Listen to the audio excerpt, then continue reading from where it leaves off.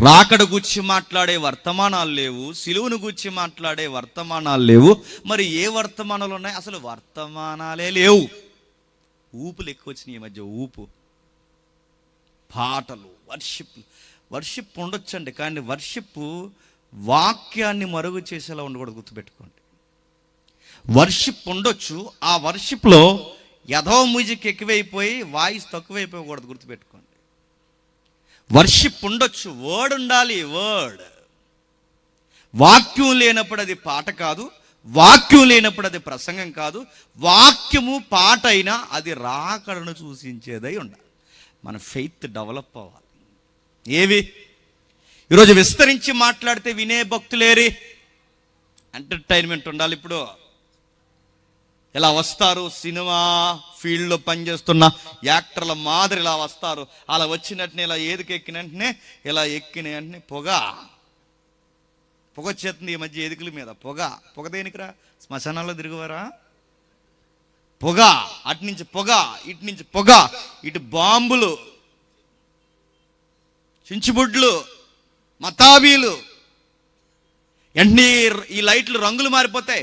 Dark light, yellow light, green light, blue light మారిపోద్ది. లేకండి, గొప్ప ఆరాధన దేవునికి జరిగిద్దాం. విచిత్రం ఏంటి చెప్పనా? డాన్సులు వేస్తుంది సంఘం ఈరోజు. బైబిల్ అరకొర కూడా తెలియని అనేక మంది యువత ఈరోజు వేదికల మీద తలకాయల్లో ఉన్న వాళ్ళకే తిరగలేదు కనుక వాళ్ళ పైన డ్యాన్స్ చేస్తే ఇలా కింద డ్యాన్స్ చేస్తున్నారు. మళ్ళీ ఆ డ్యాన్స్లో స్టైళ్ళు. వీళ్ళ కింద ఏం చేస్తారంటే, ఇదిగో మీ ప్రభు అయిన యేసుక్రీస్తుని సిగ్గు లేకుండా మీరు ఆరాధించాలనుకుంటున్నారా? ఎస్ మై ఫాదర్ అన్నారంటే వీళ్ళు. వెంటనే మీరు ఏం చేస్తారంటే, తీయండి కచ్చీపులు, తిప్పండి, గిర్రా గిర్రా గిర్రా. వీళ్ళందరినీ మోకాళ్ళు వేసినండి జువ్వలు ఉంటాయి చూసారా? చెప్పు, ఆ రెఫరెన్స్ ఎక్కడ ఉంది చెప్పరా? నువ్వు ఎగిరిది కానీ ఆ రెఫరెన్స్ ఎక్కడ ఉంది అడుగుతా అండి. ఒక్క రెఫరెన్స్ లేదు, పుస్తకాల పేర్లు తెలియవు, ఒక సండే స్కూల్ నుంచి బేస్మెంట్ లేదు, ఒక యూత్ మీట్ లేదు, సహవాసం లేదు. మరి ఏం చేస్తున్నారంటే వర్షిప్. మిమ్మల్ని ఎవర్రా వర్షిప్ చేయమన్నది? మొన్నేమో థియేటర్ దగ్గర కనబట్టి ఇప్పుడు వచ్చి నువ్వు వర్షిప్ చేస్తావా? మార్కెట్లో రకరకాలుగా కనబట్టి ఇప్పుడు వచ్చి నువ్వు వర్షిప్ చేస్తావా? లోకం బుద్ధులు పోలేదే. అందుకే వర్షిప్పుల పేరు మీద వాక్యం మరుగవుతుంది. వర్షిప్పుల పేరు మీద వాక్యము మరుగు చేసి పడేశారు.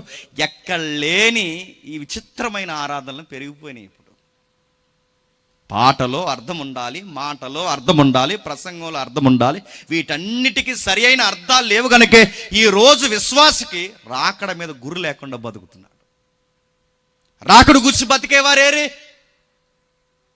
ఏమున్నా ఒకప్పుడు విశ్వాసులు ఏమనేవారు తెలుసా? ఒకప్పుడు ఒక 30 ఏళ్ళు వెనక్కి వెళితే వాళ్ళ జనరేషన్లో ఉన్న భక్తులు ఏమనేవారు? ఎన్నుంటే ఏముందండి, ఎన్ని కట్టుకుంటే ఏముందండి, ఏ సురాకుల్లో మిగిలేది బూడిది తప్ప అనేవారు అప్పుడు. ఇప్పుడు ఏవి ఆ మాటలేవి? ఆ విశ్వాసం ఏది లేదు. ఎందుకు తెలుసా? కనుమరుగైపోయాయి. అయినా ఇప్పుడు అతిపెద్ద డౌట్ ఏంటో తెలుసా? క్రిస్టియన్స్ ఫ్యామిలీస్లో ఉన్న యంగ్స్టర్స్కే బిగ్ క్వశ్చన్ ఏంటో తెలుసా? రాకడ నిజంగా జరుగుద్దా? అంటే ఈ జనరేషన్లో ఇంత సైన్స్ డెవలప్ అయిన కాలంలో ఇప్పుడు దేవుడి మేఘాల మీద రావడం ఏంటి, మధ్యాకాశంలో కనబడడం ఏంటి, ఇంత సైన్స్లో ర్యాకెట్ వేసుకుని వెళ్తున్న టైంలో, సునీత విలియమ్స్ స్పేస్లో ఉన్న టైంలో, ఈరోజు నాసా మొత్తం ఇంటర్నేషనల్ స్పేస్ సెంటర్ కూడా కట్టిన టైంలో, ఇలాంటి టైంలో ఇస్పపు అంచును చూడాలనుకుంటున్న ఈ టైంలో రాకడ మూఢనమ్మకం అన్నట్లేదు.